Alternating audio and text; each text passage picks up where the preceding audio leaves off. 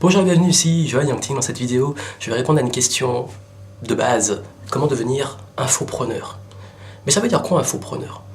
Infopreneur, c'est tout simplement un mix entre information et entrepreneur. C'est vendre de l'information, vendre du savoir, c'est-à-dire que vous vendez vos conseils, votre expertise, vos idées. Donc vous êtes entrepreneur en termes de partage de savoir. Donc c'est un terme dont je ne suis pas spécialement fan, puisque ça, quand on parle d'infopreneur, certains oublient que ça représente vraiment de l'entrepreneuriat justement et d'avoir un état d'esprit d'entrepreneur, et justement je voulais en parler de ça. C'est-à-dire qu'être infopreneur, donc comment vivre de sa connaissance. Quand on parle de vivre de sa connaissance, on pense tout de suite à créateur de contenu, créer un blog, faire de la vidéo, tout ça comme je le fais. Et donc, c'est justement le centre. C'est-à-dire que quand vous vendez de l'information, il faut apporter de l'information, donc apporter de la valeur. Et justement, je voulais vous dire, c'est quoi les premiers pas, les premières choses que vous devez faire pour devenir justement infopreneur, comme on le dit, même si, comme j'ai dit, j'aime pas trop cette expression. Première chose, bien entendu, c'est déterminer votre expertise, votre savoir, ou vos expertises, vos savoirs. Quelle valeur vous pouvez apporter?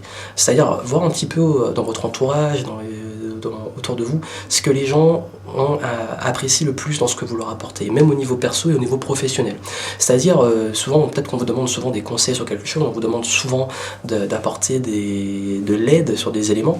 Je sais que moi, par exemple, au début, premier contenu que j'ai créé, c'était sur le domaine informatique. On demandait souvent des conseils en informatique, ou comment gérer un peu les conseils geeks. C'est ça que j'ai lancé la playlist des geeks entrepreneurs, parce que j'aime bien donner des petits conseils sur les outils que j'utilise pour travailler et tout.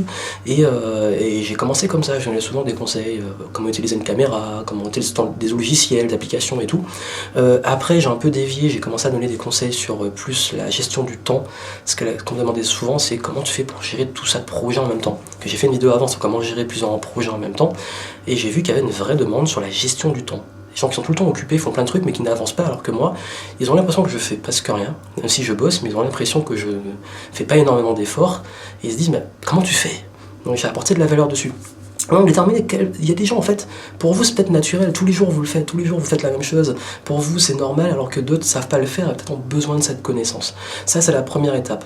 La deuxième étape, c'est de la partager, de créer, c'est ça qu'on parle de créer un blog, mais même si c'est plus trop...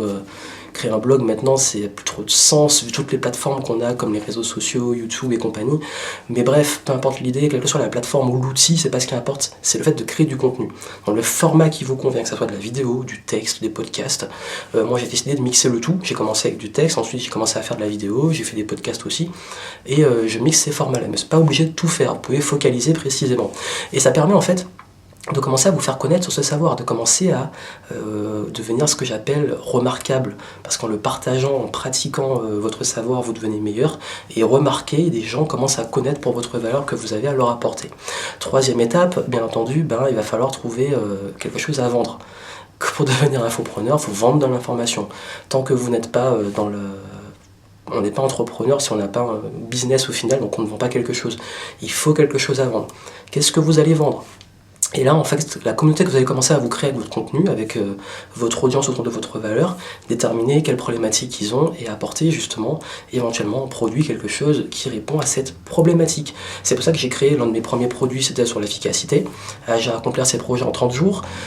Ensuite, j'ai sorti des produits sur la confiance en soi, sur la méditation, etc. J'ai touché à plusieurs sujets parce qu'il y avait plusieurs problématiques.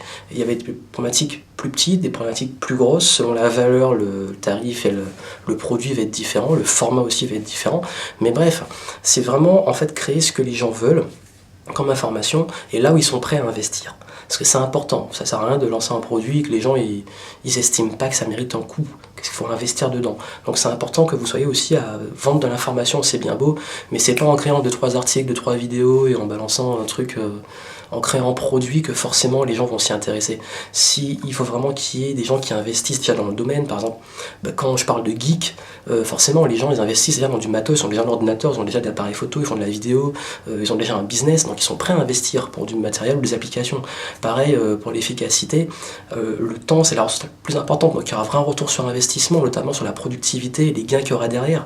Bref, chaque chose, chaque produit d'information doit apporter une vraie valeur ajoutée pour que les gens ressentent vraiment que cette valeur mérite un investissement, qu'ils investissent en vous. Voilà. Donc voilà pour ce que je voulais vous dire, je ferai une série de vidéos où je partagerai des conseils sur comment créer du contenu et comment développer votre activité autour de ça.